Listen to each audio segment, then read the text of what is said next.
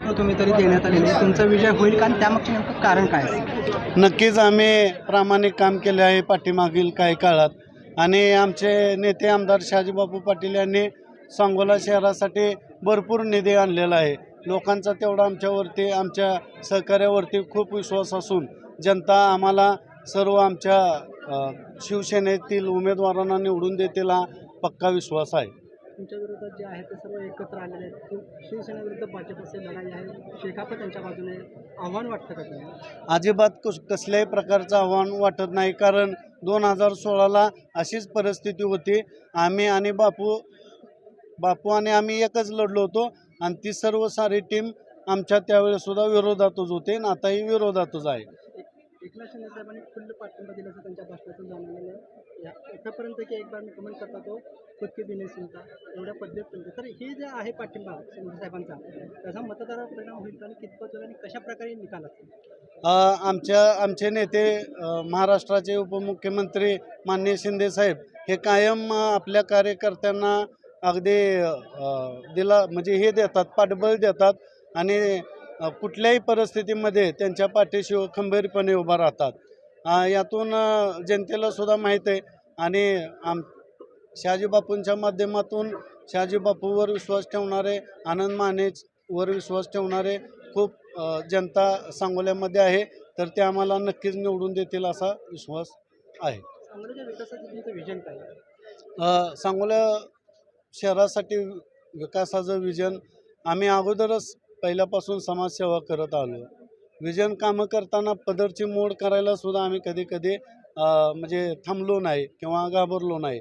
तर आता बापूंच्या माध्यमातून शिंदेसाहेबांकडून जेवढा निधी येता येईल तेवढं प्रामाणिक कामं वगैरे करून सर्वांगीण विकास शहराचा, रस्ते, पाणी, लाईट असं कुठलंही काम पुढच्या निवडणुकीमध्ये राहणार नाहीत याची काळजी घेऊन आम्ही सर्व सांगोला शहराचा विकास करतो. आपण कोट्यवधीचा निधी आणला आणि पाणी प्रश्नापर्यंत त्यांनी सगळे विषय सोडवले, शहराचा तालुक्याचा विकास केला आणि ऐनवेळी तुमच्याच सहकार मित्रांनी तुमचा विश्वास त्याला मला जागा केला म्हणा आणि ते पलीकडे गेले. आज तुमच्या विरोधात लढत आहे. या सगळ्या घडामोडीकडे तुम्ही कसं बघता? तसा मी एवढा मोठा नाही की देशाच्या लेवलच्या पक्षाबद्दल बोलायला, परंतु महाराष्ट्रामध्ये, भारत देशामध्ये भाजप आणि शिवसेना ही महायुती आहे आणि हा मोठा विषय आहे. यावरती आम्ही छोटे कार्यकर्ते काय बोलू शकणार. जनतेला तुमचं विशेष काय आव्हान असणार? कारण तुम्ही एका बाजूला सगळे तुमच्या विरोधात आहे. अशा तुम्ही सांगलीतल्या जनतेला शहरवाशांना काय विशेष आव्हान करा? पाठीमागच्या वेळेस जसं नागरिकांनी प्रेम केलं होतं की राणी मानेला निवडून दिलं, परंतु मेजॉरिटी दिली नाही. आमचे 8 नगरसेवक निवडून आले आणि विरोधकांचे 12. तर यावेळेस मी जनतेला एवढं सांगेन की नगराध्यक्षासहित आमच्या 23च्या 23 नगरसेवकाचे उमेदवार की त्यांचं चिन्ह धनुष्यबाण आहे, यांना प्रचंड बहुमताने निवडून देऊन नगरपालिकेमध्ये शिवसेनेची एक हाती सत्ता मिळवून द्यावी अशी मी आमच्या सांगोला शहरातील जनतेला विनंती करतो. शिंदेसाहेबांच्या या सभेनंतर शेवटचा प्रश्न, शिंदेसाहेबांच्या सभेनंतर 2 तारखेला गुलाबी भगवा दौलाने फडकणार असं वाटतं आणि त्याचं कारण काय असतं? हो, नक्की 100%.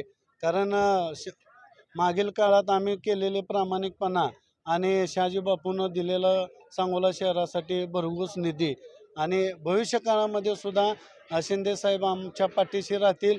सांगोला शहरासाठी 1 रुपये निधी कमी पडू देणार नाहीत असा विश्वास आहे. त्यासाठी आमचं शिवसेनेची सत्ता नगरपालिकेवर भगवा फडकेल असे आम्हाला खात्रीसर विश्वास आहे.